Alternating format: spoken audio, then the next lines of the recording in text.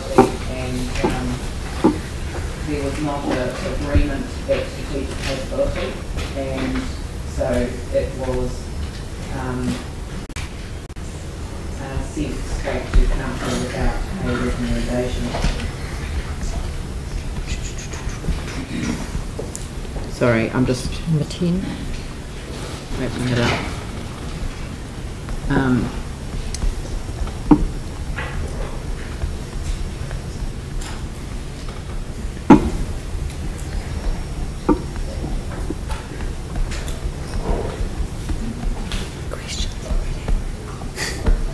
Okay, so there. So just by way of introduction, and it's difficult to introduce the paper as the chair of the committee, as I will, because there wasn't a recommendation from the Strategic Capability Committee.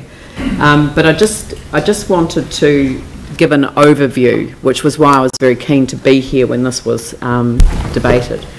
The living wage, as you know, is stated to be the hourly wage a worker needs to pay for the necessities of life and participate as an active citizen in the community. It reflects the basic expenses of workers and their families, such as food, transportation, housing and childcare, and is calculated independently each year by the New Zealand Family Centre Social Policy Unit. Alan Freeman, who implemented the living wage for the Greater London Council, spoke of the ladder to dignity that a living wage provides for working people and their families. And it was really interesting to talk to Alan when he was here. The movement began from faith communities who were deeply concerned about what was happening to families. That's why in some jurisdictions it's called the family supporting wage. New Zealand has undergone a radical change since the 1980s. The loss of a statutorily protected wage fixing system and nearly a decade of no increase in the minimum wage in the 1990s has had a major impact on New Zealand. I'm not surprised that the living wage movement has found a welcome here. In the UK, it was not the councils that were asked to adopt the living wage first. Targeted industries were security, hospitality, retail, higher education, cleaning, then local government.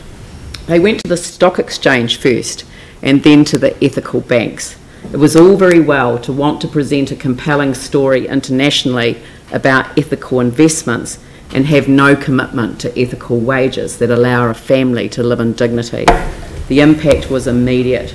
But in considering that, in the context of who would benefit from the passing of this resolution today, indicates that here it is not focused solely on a family supporting wage, which is why I've come to think of it as a higher minimum wage. I believe that we can achieve that within our budget if we adopt a policy that requires the gap to be minimised. 2 or 3 different rates of increase applied over different salary bands can bring the bottom rates up while reducing the rate of increase at the top, but without bringing salary levels down, as some have suggested would be appropriate. I don't accept that. I don't think that you can ask people to take a pay cut in order to increase others' pay. And I think that the adjustment process that I'm proposing would be something that would be generally supported and would not see an increase in our rates impact. But it says to me that what's missing here is the procurement story, and that's why I'm going to move an amendment myself. We need a procurement policy that supports a living wage. Alan reminded me how important research was to support this. The efficiency gains that they have measured in the UK are higher productivity and lower turnover in staff, which meant a 25% reduction in staff management costs through lower recruitment costs and reduced absenteeism. That's missing from this paper. I believe that we should have an additional report to support a consideration of how the living wage would apply to when we procure contractors to do work for us, and that's why we need to have a 5-year horizon, and I think that was his suggestion, in terms of measuring the impact and seeing the difference that it makes, because ultimately a 25% reduction in staff management costs applying through lower recruitment costs and reduced absenteeism actually is something that we can claim as an investment, not a cost. So I'm very supportive of this paper coming to council. I'm very keen for us to find a win-win today. I do want us to look at our procurement policies, and I'd like to now, as the chair of the committee, open it up to questions of staff, and I want to ask that questions to staff be focused on the technical aspects, not the policy issue that I have spoken to.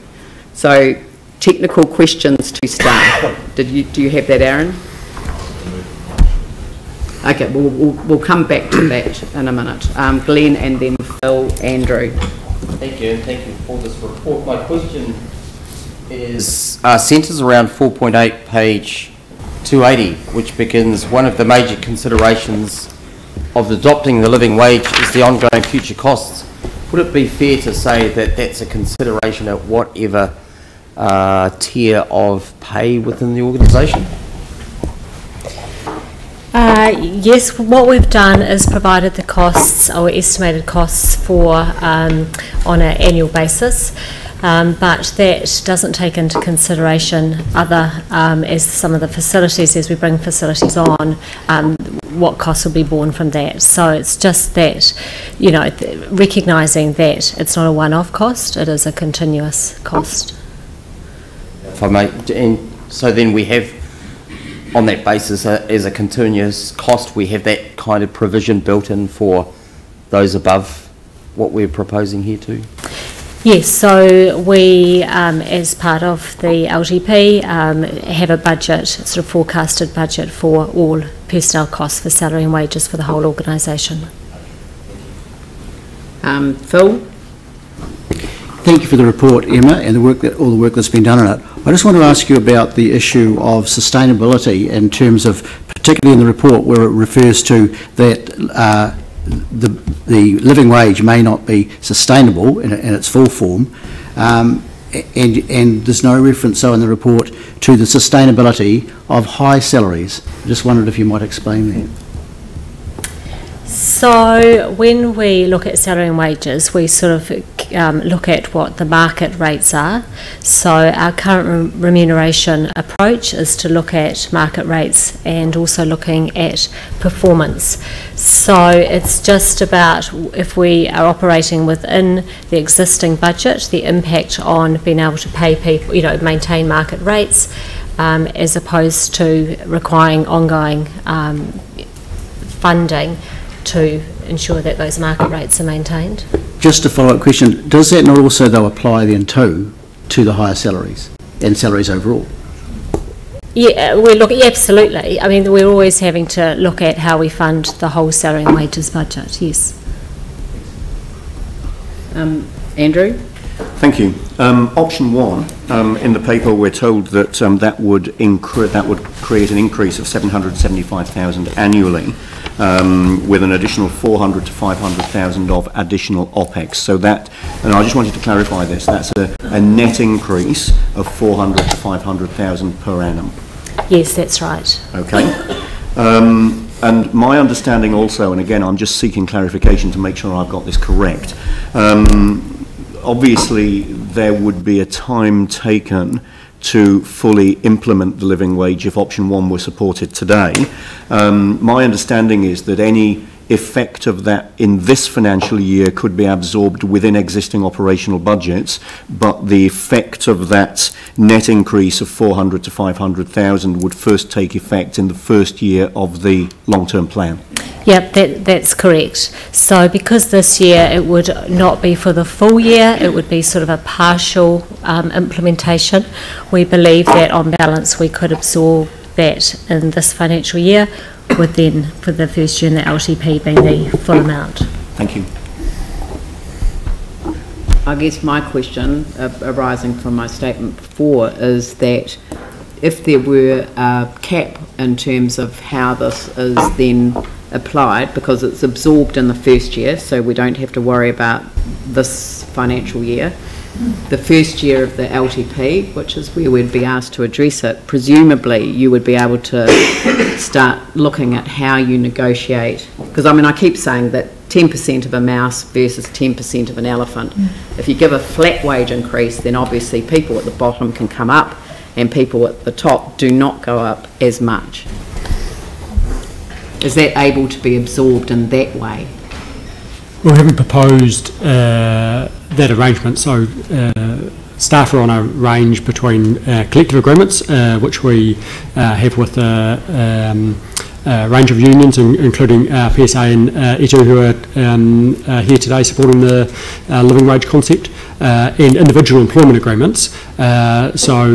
Contractually to change those agreements to which would be a fundamental move to move away from a percentage-based increase to a fixed increase would be a matter of negotiation with individuals for IEAs and with representatives for collective agreements. Yeah, but we could ask you to do that. You could ask us to do it. We would want to give you some advice on the pros and cons and the merits or otherwise of that approach, though. I know that that's what's been done, though, for the last couple of years, as we've been looking at this, as having two rates of percentage increase, a higher rate of percentage increase at the lower end and a higher rate, lower rate of percentage increase at the top end. Yeah, absolutely, and that's been the council's approach for a long time. In addition to that, we have a position and range, so people will tend to start at a lower position in range and work their way up, and we give greater increase percentages as people are working their way up to provide greater incentive for people to reach the desired position and range, which is typically around 95 to 100%. I know that with some of the CCO or CCTO, they do start people on a lower rate if they haven't had any training, and then use that as a training rate to lift them up to a trained level. But I don't think anyone's under the living wage when you look at it at the trained level. Is that within the CCOs or within council? Both. Yeah. Well, we do have people who are not in a training role, who are earning less than the living wage at council currently. There's a degree of, and they're the sort of the profile that we've described in the paper. And they sort of require, I mean, I guess it's not so much that they're training, they're really sort of developing their competencies. And so we expect that people in the first sort of 1 to 2 years of their work here will then sort of reach a level of what we would deem fully competent. Okay, are there any other questions? Mike? Thank you. How much public consultation has the council done on the living wage? We haven't done any public consultation on this. Thank you.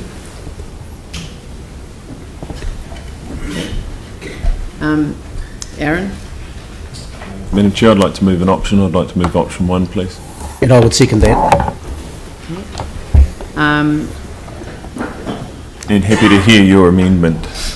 Yeah, or your addition. The amendment that I've got is that the council report to the, sorry, I've just lost it, the Strategic Capability Committee on the procurement policy amendments that would be required to ensure that contractors are paid at the living wage, or council contractors, that should say, and what the impact would be, I guess, on council, what the impact would be on council finances. Would it be council finances? Yeah. Is that in lieu of no. Councillor Johansson has another amendment saying that the council requests a report within 3 months on how the living wage could be extended to council CCOs and CCTOs. That doesn't pick up people who, for example, are in cleaners in the buildings that we operate. So, but they're two separate amendments. So I'm happy to second your amendment. You are happy to second it? Okay, Deputy Mayor.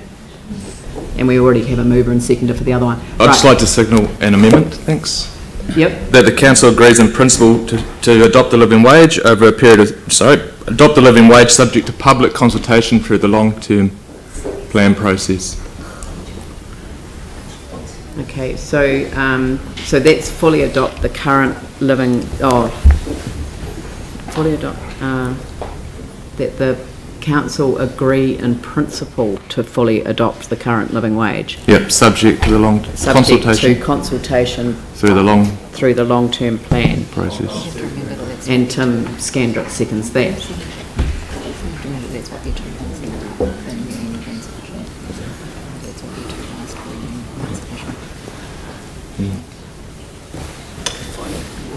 That the council adopt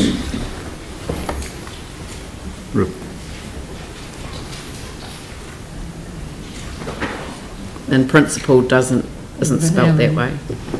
Sorry. Bit of a grammar Nazi. Living wage.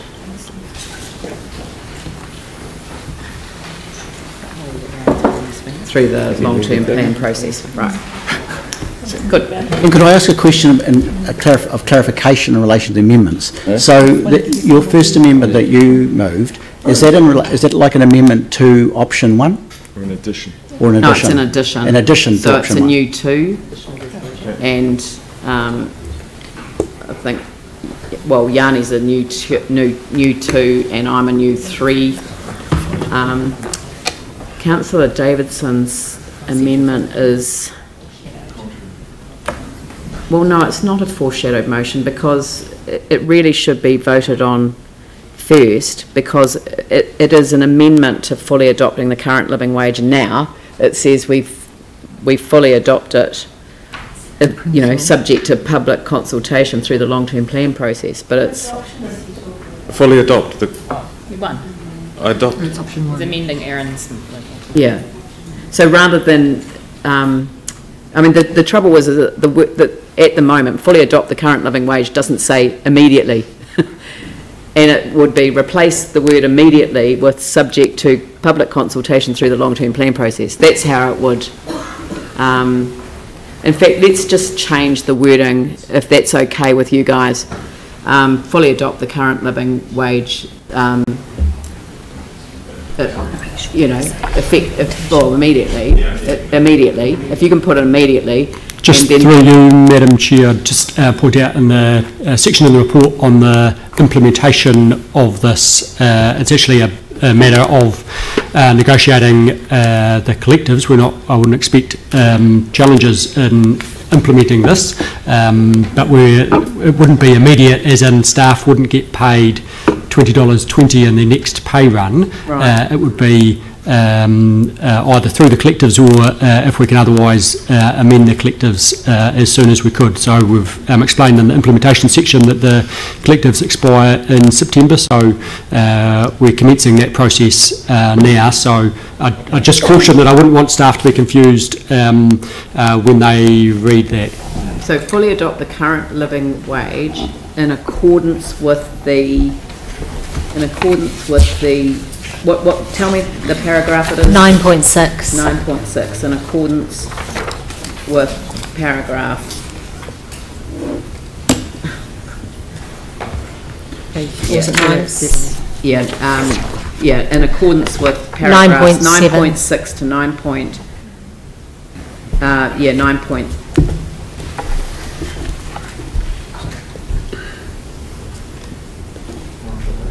Report back to the it's just 9.6. Yeah, 9.6 to 9.8, isn't it?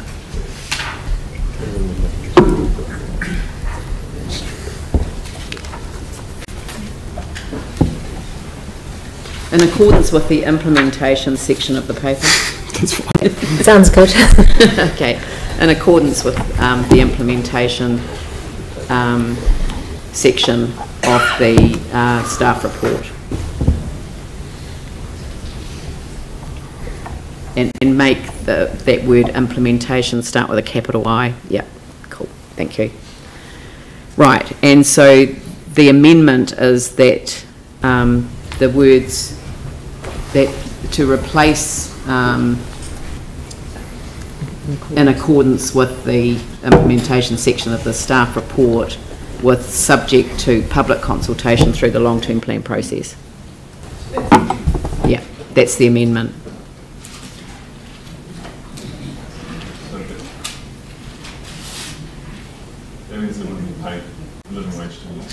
Yeah.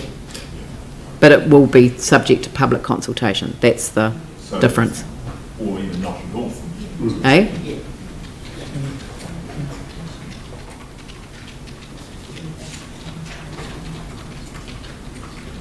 It can essentially only be an in-principle decision under those circumstances.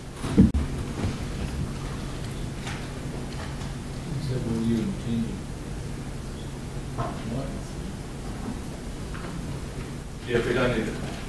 We need the in-principle bit. No, I mean, it technically is, because, is that right? From, you guys all right with that? Yep. Ian would be jumping up and down, I'm sure, but he's not here. Vivian's all right. What was the original,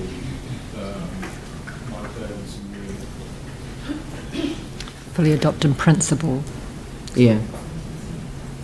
it's, you now, so I don't think he had fully adopted his original motion. He wasn't recommending that we put up one of the other options. You know, it wasn't a recommendation that we do nothing. It wasn't a recommendation to do the partial. It's a recommendation to fully adopt, but subject to public consultation. And in fact, you don't need to. Yeah, that's right. Take that out. Yep. Very good. All right. So I think that probably the easiest way, if there's no more questions, I'll just. I can't support that. Partially I've got a adopted. process question for you. Really. Yeah. Process question for you is obviously there's 3 amendments up there and a substantive. How do you want to deal with this? Are we going to speak to a stance on it once, or well, I are was we going to speak just to going to each say that it would make sense to have an overarching debate, and then we if it's will then consistent with where deal you're at, with the vote accordingly. Davidson amendment first, Okay. and then we will deal with Councillor Johansson's amendment and my sensible. amendment, and then we'll deal with the substantive motion. But we'll have one overarching debate rather than several different debates. But if one of those options passes, the other amendments go, do they? No? Well, I can see Yarny's not. But And my one makes no, is my one's not impacted by the passing of the First Amendment. It's quite Eh? good. Yeah. It's not the American Constitution. All right. So, so are we clear that the overarching motion is adopting the current living wage in accordance with the implementation section of the staff report? There is an amendment that we will consider that makes it subject to public consultation through the long-term plan process, and there is a request for a report and a request again for a report. All right? Yours and Yarny's additions can be included in option 1 just as points, and we do the whole lot together. No, I'm not going to support Councillor Johansson's amendment. But it's a report. Yes, I know, but I don't agree with asking for something that is not something that it could produce very unintended consequences, in my view. So there's no point me supporting it. So, as the mover, you can start the debate. Thank you, Aaron. Yes, I'd love to start this debate. And where to start? When I think I'd like to start by saying when I grew up in Woolston and went to Bromley Primary School, and so I grew up in a neighbourhood where kids didn't go to university. Most kids in our neighbourhood aspired to a minimum wage job, and half of our schools still there, and half have moved on to other neighbourhoods. The ones that normally moved on to other neighbourhoods got trades. Very small number went to university, and some were quite entrepreneurial, or you got yourself 5 jobs and worked your way to a different lifestyle. I find it really hard, having grown up in those neighbourhoods, to be able to look someone in the eye who's a grown adult, whether they're a mother or a father, who have children at home, are going to bring their children up when they can't afford to, essentially getting handouts from the government, when we live in a society that can absolutely afford to pay a living wage. In fact, society would end up better off with that living wage because, as the Mayor pointed out, what they found in the UK was you had better job stability and productivity went up because people feel more appreciated, and of course rehiring new people and retraining them and building that trust relationship that you do with employees is quite hard work and destabilising for many organisations and businesses and small businesses. So I think there's cost savings. Majority of people in our society, especially those in the bottom half that earn probably anything from under $40,000, $50,000 down, spend everything they earn. So by paying people more, the economy just speeds up. People have got more money to buy coffee, to buy red t-shirts, to go to the movies. It spreads around society. So we will see our city boom if the entire city is bold enough to take on this, and we have to lead the way and to get us there. With the contractors, I think would be quite surprised how many of our contractors actually already pay the living wage or above. We don't currently ask for that to be shown in their contract because it attracts no points. But that, and along with environmental issues, I think should be part of our procurement going forward. And finally, the last point I'd like to make is when I was that little kid going to Bromley Primary, we had Bible in schools, and I got grew up in a non-religious household, and I became a Christian myself out of my own choice.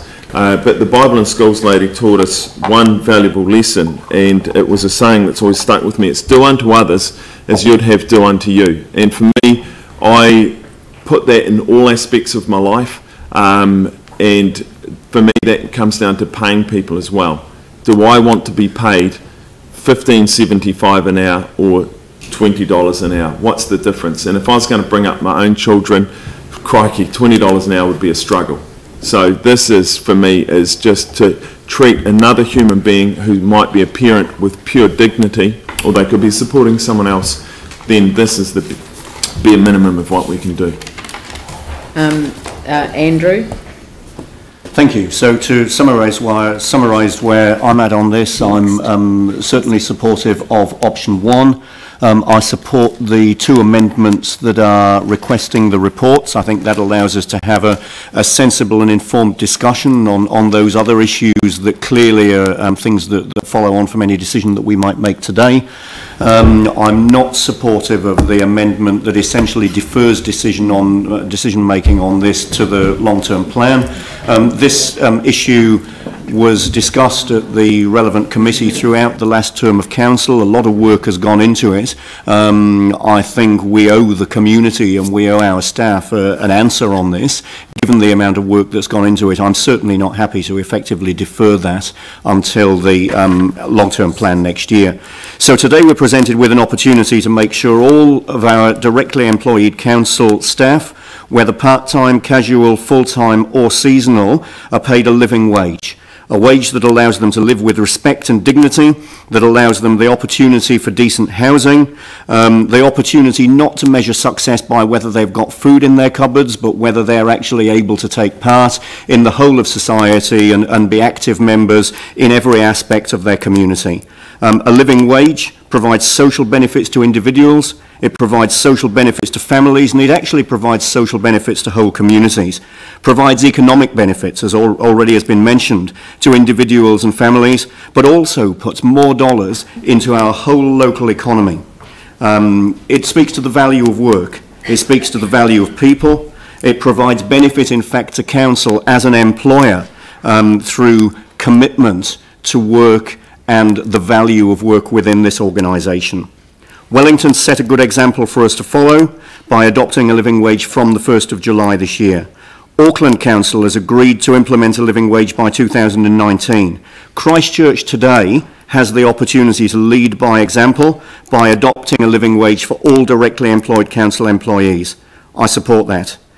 This is an investment an ongoing investment, in fact, in our people and an ongoing investment in social and economic outcomes for our city. So I'll be strongly supporting option 1. I'll be supporting getting the 2 reports, and I strongly encourage others to do the same.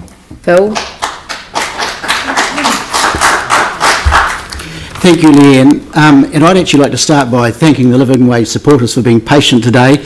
It's a bit like those who are waiting on the living wage have had to have a fair bit of patience too. But look, I strongly support option 1 up there to adopt the living wage in full. It's because it's fairer to all our council staff, and it's likely to be more effective and a real benefit to the whole city, as Andrew has indicated. When I grew up as a young person, we didn't have a society which was so divided by extremes of wealth and poverty as we now have in Christchurch and New Zealand. In Christchurch, many are doing extremely well financially and others are relatively well off, but many are struggling on low incomes and some are living in poverty. I never believed I would ever see so many homeless people on the streets of Christchurch as there is today. Option 2 refers to council adopting a stepped approach, and I'd have to say that I believe that as a council, unfortunately, that approach to date has been painfully slow in terms of achieving a living wage for all our staff. The initial report goes back to February 2014, and the committee asked for a feasibility study. 10 months later, we had 2 further reports, and then we made a decision actually to work towards a living wage. A year ago, the numbers of staff were reduced, but there were still 328 staff then who were below the living wage, and the report today shows that there's 470 staff below that level. So we've now actually got more staff who are paid less than the living wage than when we started. So clearly there's also, in that group, the information we have is that a large proportion, like over 72%, of them are women. I ask councillors, is that discriminatory? And I leave that for you to decide.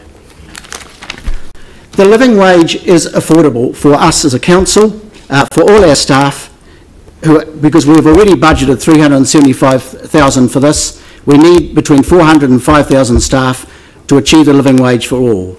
So overall, I believe that's a small amount for council to find in comparison with the spend on high salaries. We need to have a fairer distribution of the council salary budget, and this can be done, and I believe the way the Mayor has indicated that there'll be a fixed increment as a way of, in new negotiations, as a way that will free up a considerable amount of funding which can be used to make up the living wage. And there is a real need to redistribute council's salary budget. The challenge for our council is to be a leader and not just follow Auckland and Wellington or drag the chain by doing consultation, in my view, over an effect which would just slow this down. Clearly a slow approach has not worked in Christchurch for the past three and a half years, and so my question is, are we going to adopt the living wage for some and leave others, mainly women, behind? Or are we going to adopt the living wage for all? Thank you. Thank you. Glenn.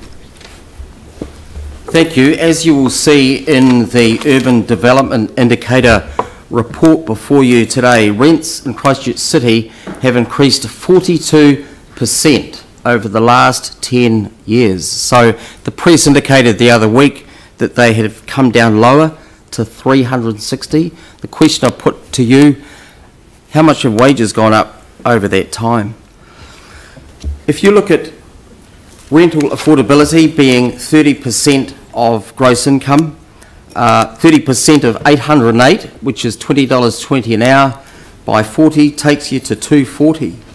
That's a shortfall of 118 on current rental levels in the city.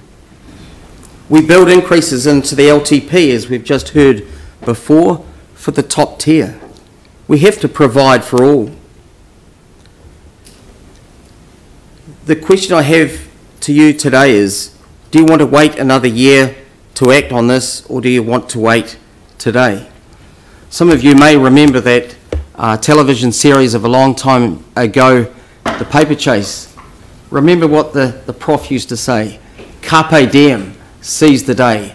Don't wait another year, Don't wait for rents to go up again. Do it now. This is not a new idea. It's been consulted on in a broader sense. Let's do it. He actually used to say you come in here with a mind full of mush and leave thinking like a lawyer, but there you go. Right. I stand corrected. Sarah. Thank you. You know, for all the reasons that have been set out by various councillors already, I am in favour of a living wage. I'd like to address a couple of points though. The fact that Auckland and Wellington have both recently adopted a living wage has been applauded by the living wage community, applauded by the unions, and neither of them have done it immediately. Both of those councils have consulted on it during their annual plan process and were asked to by the living wage movement and the unions, and both of them are doing a staged approach. Auckland is only starting at $18 an hour from this September, moving to the living wage in 2019, and Wellington are also taking a staged approach. This has been applauded in the media by the various movements who are in favour of the living wage. We haven't consulted on this as part of our annual plan process, and I really wish we had. I wish that the report had come earlier and that we were able to include it in our annual plan.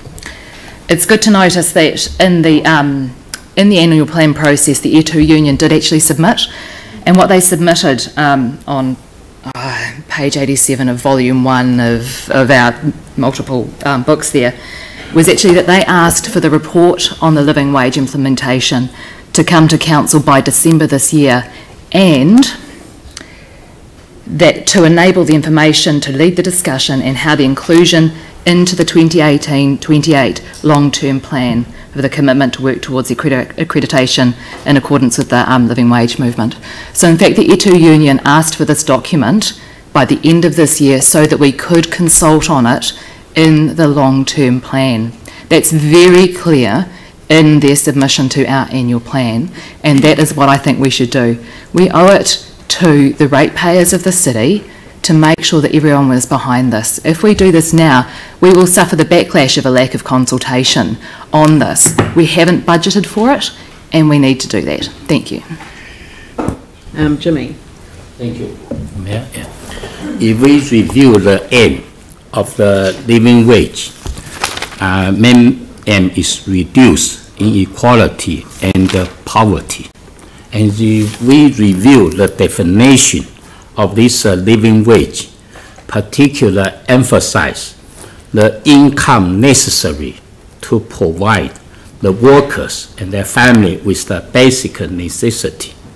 So after the earthquake, especially the February of 2011, actually Christchurch, lots of people, community is kind of the anxiety and also more or less bigger suffering and the hardship.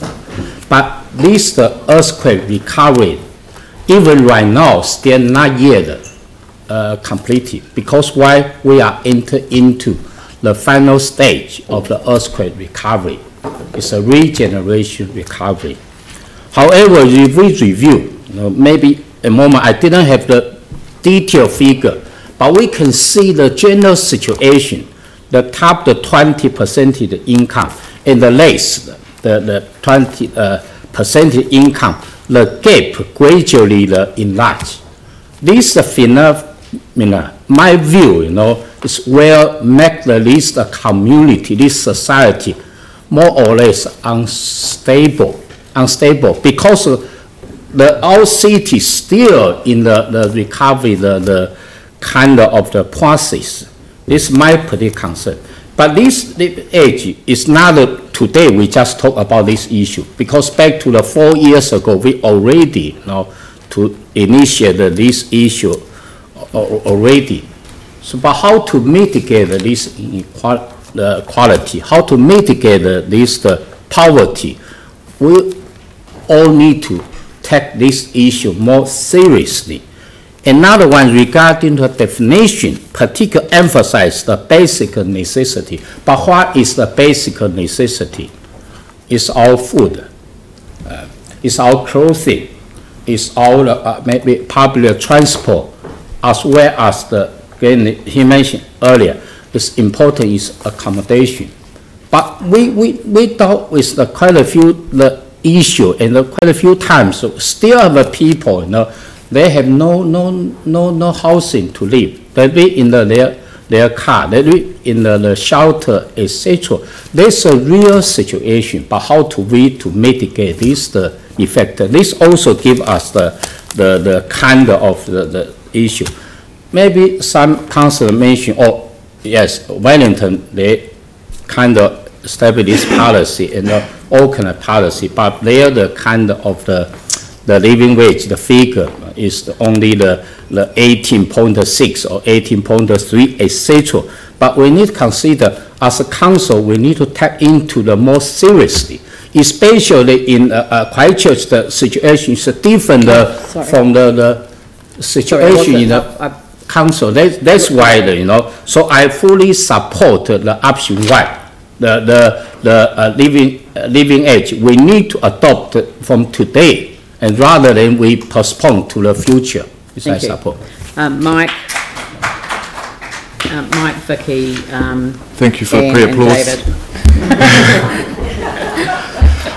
Look, I don't disagree with a lot of what has been said. I actually do support having a living wage. I don't, the term living wage is, I guess, questionable, because a lot of these people that obviously will potentially get this wage actually probably don't require it to live, but obviously we can't just select a few people that do need it, so I understand that the need obviously to put that across everyone. This is my first term on council, and I hear across the room from a lot of councillors how they've been trying to get this done for like 4 years, so it really does surprise me that it's actually never gone out for public consultation. One of the things I hear from one of my fellow councillors who often does vote against things because things need to go out for public consultation.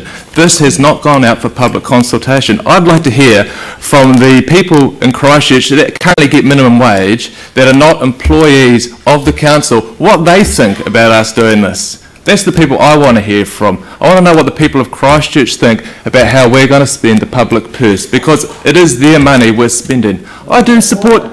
Excuse me. Point of order. You got something to say? I do support a living wage. That is what my amendment says. But I think it is extremely important that we actually talk to the people, consult with the people, and then once we hear from the people, make the decision. Vicky. I think there are about three things that would probably drive most of us as councillors. One of them is a concern about inequality and the price that you pay for that, and I can see the price that they're paying for it in America at the moment, and it seems the price way too high, and the price they're paying for it in Australia and with the Brexit vote and all sorts of things. The other one is climate change and the other one is housing. And I would have thought on some of those things that we actually take a leadership role. We are debating later this month, I hope, a shared equity scheme for housing. It hasn't gone out for public consultation because what we know is that people want to be able to afford to buy their own house. I actually think this has been a long time in coming. One of the things that surprised me in the data about it was what percentage of the people in this role were women. 72% I thought was extraordinarily high. The other thing that made me reflect was that we actually pay our lifeguards lower than the living wage, and yet we expect them to save our kids if they can't, if they get into trouble, or even us. So those sort of things drive me to supporting this. And to supporting it, doing it now, and taking some leadership role on it. I think it's quite simple. Yes, it's expensive, but we either do this or we don't. The public consultation could come back half-half anyway. I don't know what you do at that stage, but it seems to me that the report makes it clear, the impact. I actually applaud the work that the living wage people have done up and down the country. I think it's been a lovely sort of movement that has expressed concern and care for other people in the workforce. And the thing I find hard is people struggling. We heard yesterday at a meeting I was at in Riccarton about some of the issues in Riccarton, and actually what the people were stealing was food, which was interesting. It's not what's normally told in the media. So I like the idea that as a council, as responsible employers, we pay all of our people a living wage, and that's why I'll support option 1. Anne? Public consultation on this issue will mean that you need to be able to have a computer, access to a computer, you need to be able to have a letterbox, you need to be able to read. And many of the people who, the community that we are thinking of at the moment, have none of those because they live in deprivation. This is an opportunity for us as a group to provide moral, compassionate leadership. And we're just going to say to our community, we are not happy with the inequality that is happening in our community, and we want to address it. We're tired of it. We want to fix it, or start to fix it. There are over 300,000 children who live in low-income families in New Zealand. What that means is that they probably will be living in a cold, damp, overcrowded house. They may not have warm or rainproof clothing. Their shoes may be worn, and on many days they may go hungry or go without nutritious food. Many more don't get to go to the doctor, and when they are sick, because they can't afford the costs of the appointment, they get sicker. Others stay home from school because they don't have all the uniform or lunch to take. Living in hardship can also cause lasting damage. It can mean doing badly at school, not getting a good job, and having poor health. We often don't bother to listen to what children say, and the Children's Commissioner has made the statement that he doesn't understand why young people are not given a chance to speak their mind about issues and legislation that would affect them directly. He has already criticised the government for not consulting with children about the Education Amendment Act that it's making its way through Parliament. He feels there's an ingrained notion that children have nothing useful to say, that adults know better. He says genuinely consulting with children and hearing their voices invariably produces not only better quality but also quite surprising responses. Under 18s have a lot to offer. So if we were to ask children what they think of this, whether their mums and dads, who are often working 3 jobs and they don't see, who have to get up and feed their siblings and get them ready for school because mum or dad, there's no parent in the house because they're having to do shift work to make ends meet, I think I know what they would say to this decision. Thank you. David? Thank you. I'm going to support the Davidson resolution because I think it is important for all the reasons that Sarah put forward a short while ago.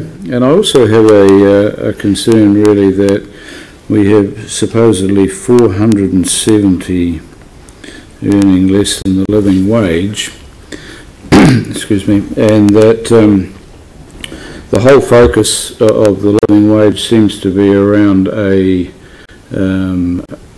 income for the family and the family standards, but yet that 470, there's a huge number of those seasonal workers, often lifeguards, school-age kids, and we're including that into our process. So I'm very supportive of going out to this, having a public viewpoint on this, and not making a decision that we're going to be criticised for later.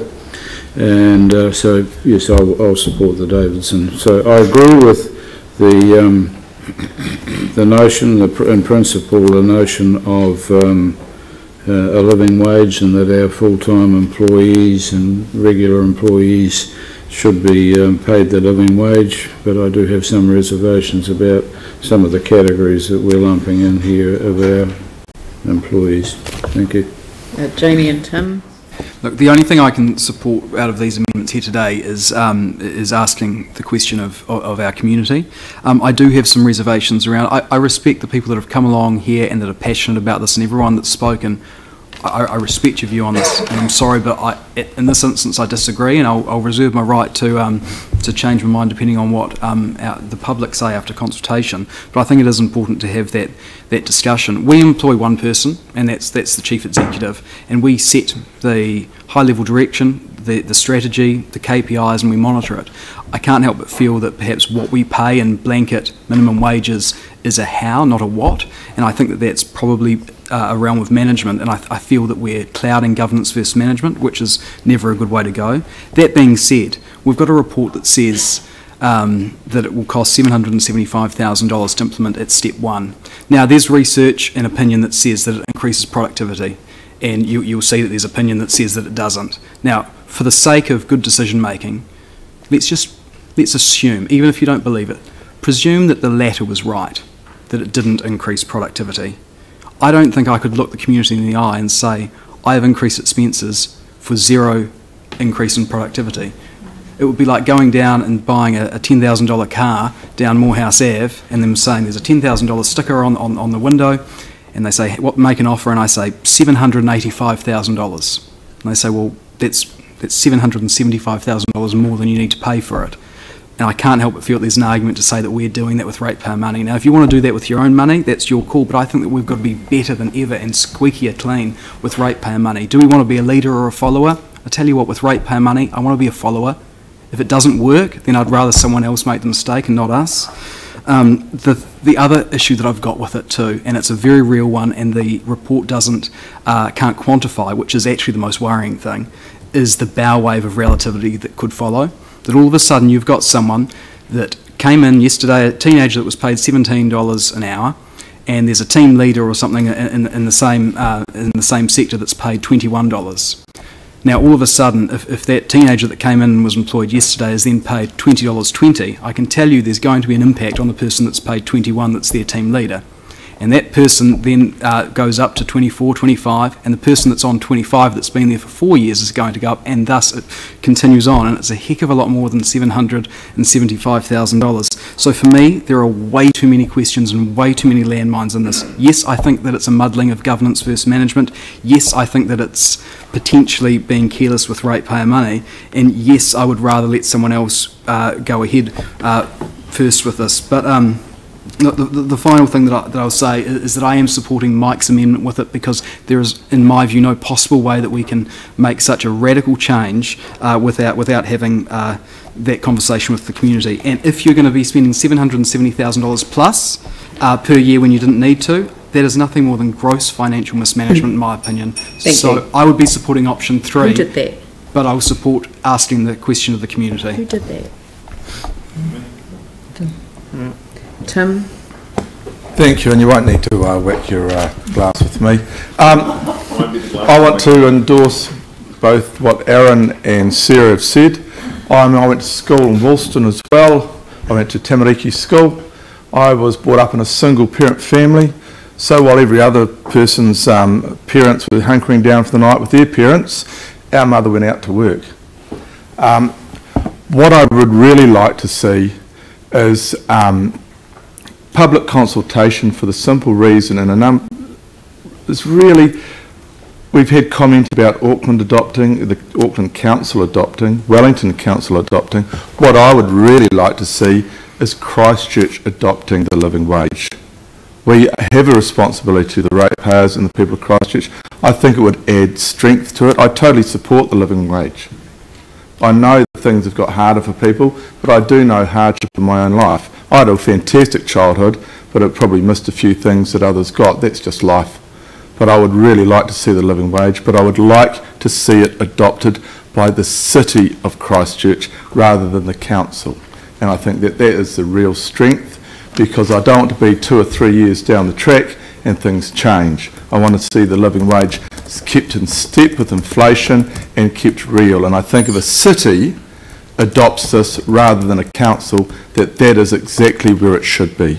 So I'm going to support my colleague Davison's comments. Thank you. Yanni, then Pauline. I think it's important that this debate focuses on all 3 of the proposed amendments. And we've heard a lot about some of them, some we haven't heard too much at all. So I just want to start off by saying I welcome the councillors that say we should have put this into the annual plan. You had that opportunity last year. I repeatedly raised it and had no support to do that. So we had the chance to do it. And for whatever reason, and I suspect it was because there's some very complicated employment relationships and contracts that need to be negotiated through management, that it's not tenable to do it through that process, that the best process to do it through is the way in which it's proceeded. That was my understanding of the advice that we had last year. So I would have liked to have put it in the consultation document for the annual plan last year, which you were all involved with. There wasn't support to do that, and that's why we've ended up in the situation today. Having said that, there's been a lot of talk about the importance of the living wage, and I don't want to go back and repeat all the arguments that have been made or haven't. I would just make the point. We heard the same thing that one of the councillors who said that they're concerned about it around development contribution rebate to some of the wealthiest people in this city. $20 million to developers to build residential and commercial in the central city, and the advice from staff was that we could not tell what impact that rebate scheme had. That's $20 million. We're talking about a fraction of that going to the people who I believe will benefit the most. Not the wealthiest in our society, but some who are on the lowest incomes. To me, that is absolutely the right thing to do. And I think there has been overwhelming evidence that we've heard around the importance of paying people a fair pay for the work that they're doing so that they can support their families and that they can survive. I just reflect on the issue that we've been told in terms of the maintenance contracts. We've got information in the report around some of the CCOs and the concern around the maintenance. We've heard from our own staff the trouble of attracting people into the core bread and butter functions of this council around maintenance because of the inability, I think, to pay them compared to what they're getting in other sectors of the rebuild. So paying people a living wage will actually help us as a city do the basics, the bread and butter of the things that we should do. And finally, I'll just talk about the CCOs and the CCTOs, why I think it's important we extend it. I'm sick of hearing the argument that this will somehow reduce competitiveness. I don't want any bar in supporting the idea that we simply compete to a race to pay people as little as possible, and the people that have come in and made deputations and the people that have come from the airport, the cleaner who came from the airport and talked to us, deserve to be paid fairly. And to say that there's no money for those people when we've had senior executives on 1.2 million per year getting paid. So there's money for people at the top. There doesn't seem to be money at the bottom. It's time that we address that through our council companies, where we do have a number of people that should be on a living wage who are getting paid less than that. Thank you. Pauline. Thank you. Look, I don't know, how does it go? A fair day's work for a fair day's pay? Or is it a fair day's pay for a fair day's work? I don't know, but if someone's out there working really hard, 40-hour week, and they bring enough money home that they can't make ends meet, you can't live on it, that is not fair. Somehow something's happened in New Zealand. We need to move towards a more equitable society where people have dignity. If you work really hard and still can't make ends meet, where's the dignity in that? People are saying the costs are questionable, but they may be offset or even neutralised by the gains in productivity, and there's evidence to show that it does. So the whole wage structure here has just got out of kilter. There's a big gap between the rich and the poor now, and actually it's not a gap, it's a gaping chasm, with the government making up the shortfalls. So we need to move towards a real economy that's not subsidised. So whether we pay a living wage and a decent wage and a livable wage, or we pay it through our taxes via the government, comes to the same thing. Let's get a real economy. So the living wage, this takes a step towards that reset. It's not the whole solution, because $20.20 an hour is not a fortune, believe me. And young people, we talk about lifeguards. Young people without kids, should they get it? Of course they should. They're doing the work, they should have the decent money. And that then gives them the chance. to try and save a deposit for their home. And as Vicky said, we know people want to be able to afford to buy their own home in New Zealand.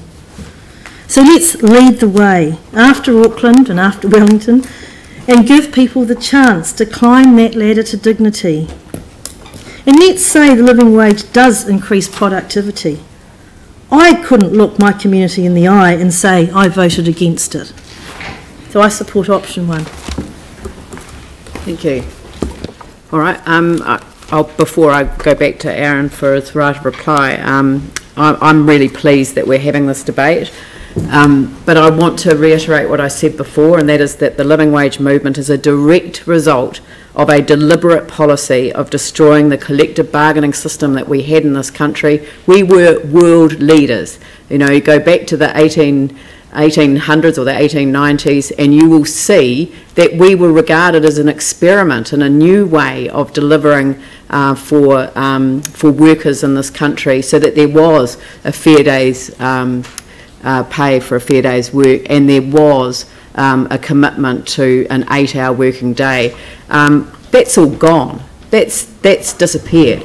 And if people don't understand the impact of the Employment Contracts Act on this country, then we will never, ever get to the root cause of the problem. So we're being asked to solve a problem that was created out of a deliberate attempt to destroy collective bargaining, at the same time as reducing benefits. That meant that there was a bottom line where the minimum wage couldn't fall. It got dropped. And the minimum wage was not increased for 9 years. For 9 years it sat where it sat. And that is an artificial environment designed to lower wages in this country. We're a low-wage economy and a low-wage city, and we've got to do something about that. But until people face up to why we're in the position we're in, we will continue to ask the wrong people to pay the price for a deliberate attack on wages. The ratepayers of Christchurch can't be asked to fund the living wage unless they themselves are paid a living wage, and I totally agree with Tim, this has got to be about Christchurch as a whole. You haven't turned my numbers on. I am monitoring myself. We can't have a movement that lobbies councils and walks away.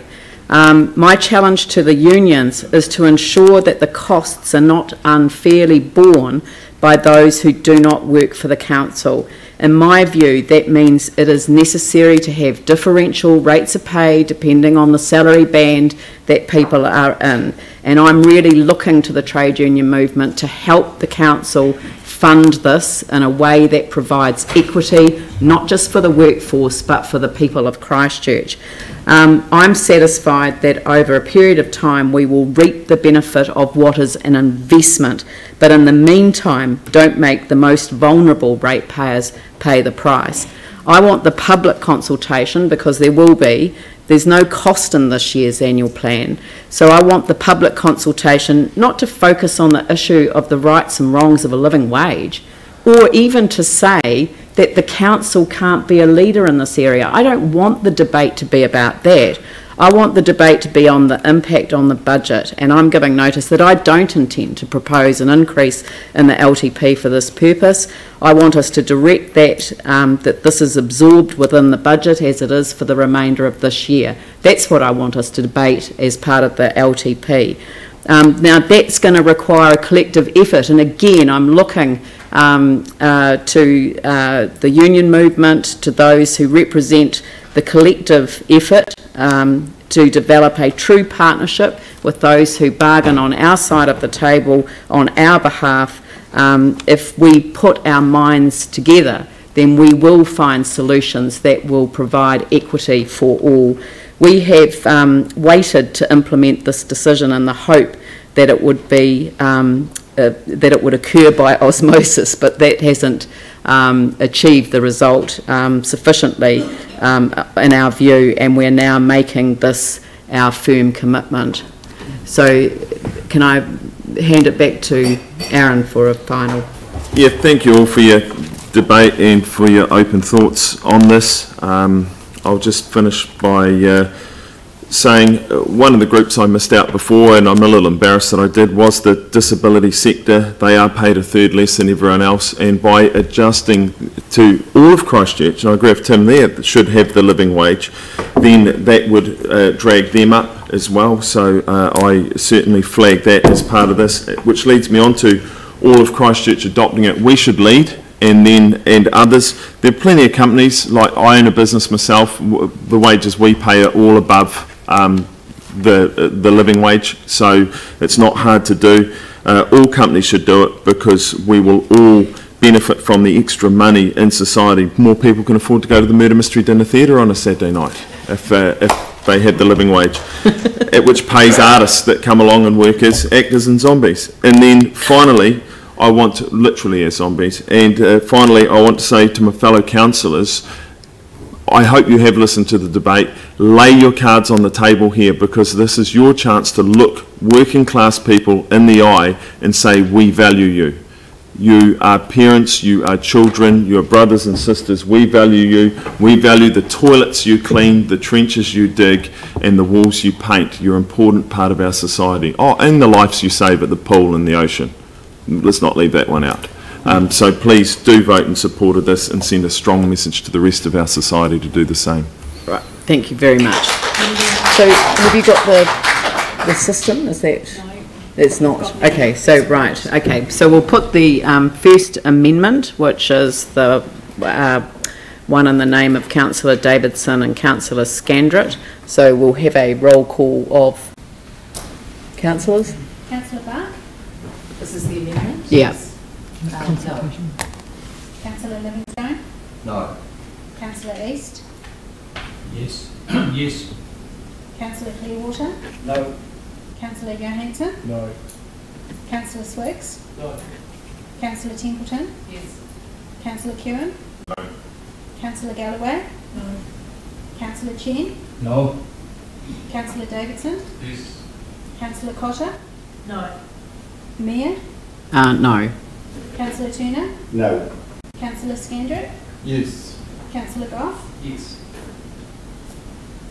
5 for it and 11 against. Thank you. That's lost. The next amendment is the one in the name of Councillor Johansson, Councillor Swiggs. Again, do you want to just... Councillor Johansson? Yes. Councillor Swiggs? Yes. Councillor Templeton? Yes. Councillor Curran? Yes. Councillor Galloway?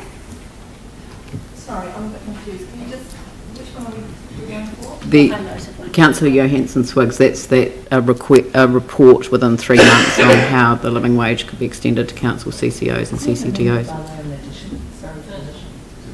Yeah. So wouldn't we put the original motion first? No? Okay. Yes. I may be the only one voting against it, of course. Councillor Chen? Yes. Councillor Davidson? Yes. Councillor Cotter? No. The Mayor? No. Councillor Turner? Yes. Councillor Scandrett? No.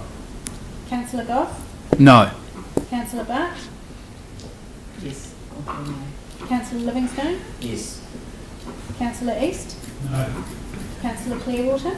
Yes. It's carried 11-5. 5 carried. And the next amendment is in my name with Councillor Turner, well, Deputy Mayor's seconding. So I'll, again, well, is there any objection to this one? Because Yeah. there is. Yeah, I'm opposed to that. Well, put up your hands if you're opposed to it. It might be quicker. East and Goff. Thank you. So that's carried. So I'll now put the... Eh? Oh, yeah, well, okay, yeah. Okay. Through the process of elimination. It was quicker than... Eh? I asked who was against it, rather than getting them to do a roll call. So, anyway, eh? Did someone want to abstain? No, right, okay. So, so I'm going to put the whole motion now, which is as amended. I'll put that motion. All those in favour say aye. Aye. Those opposed say no. No. No recorded, East and Gough. Thank you. Carried.